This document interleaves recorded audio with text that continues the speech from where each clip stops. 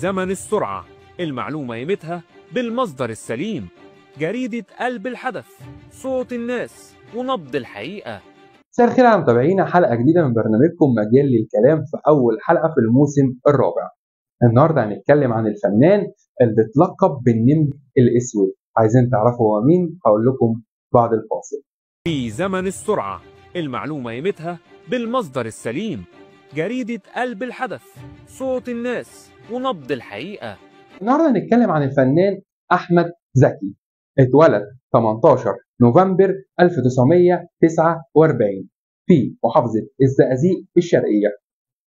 من هو طفل كان يتيم، والده توفى من أول ما اتولد. والدته راحت اتجوزت من شخص تاني.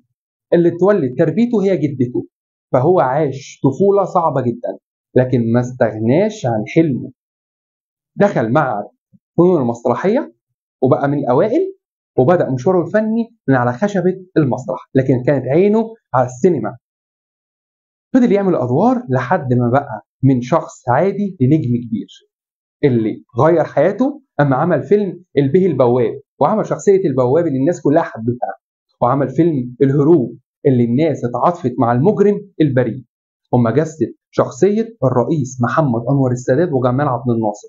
ومدى إبداعه لدرجة إن الناس فكرت إن هو الرئيس فعلا. وعلى درجة شهرته كان عايش حياة بسيطة جدا. ومن إنجازاته ملك الأدوار المركبة، نجم عصره. أفلامه كانت نجمة وعلامة في السينما.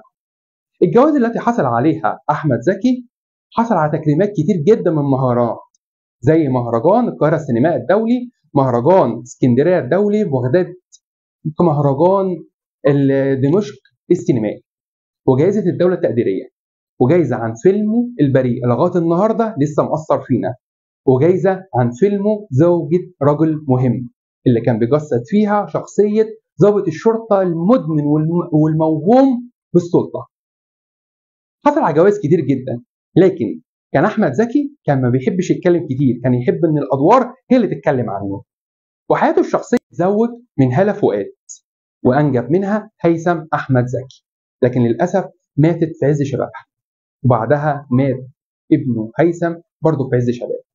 رحل عن عالمنا وليس عن الذاكرة يوم 25 مارس 2005 بعد صراع مع مرض السرطان الرئة، لكن تارك لنا بصمة كبيرة في عالم الفن.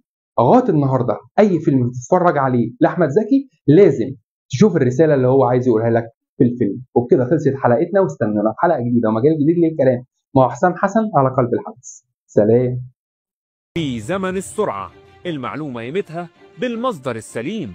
جريدة قلب الحدث، صوت الناس ونبض الحقيقة.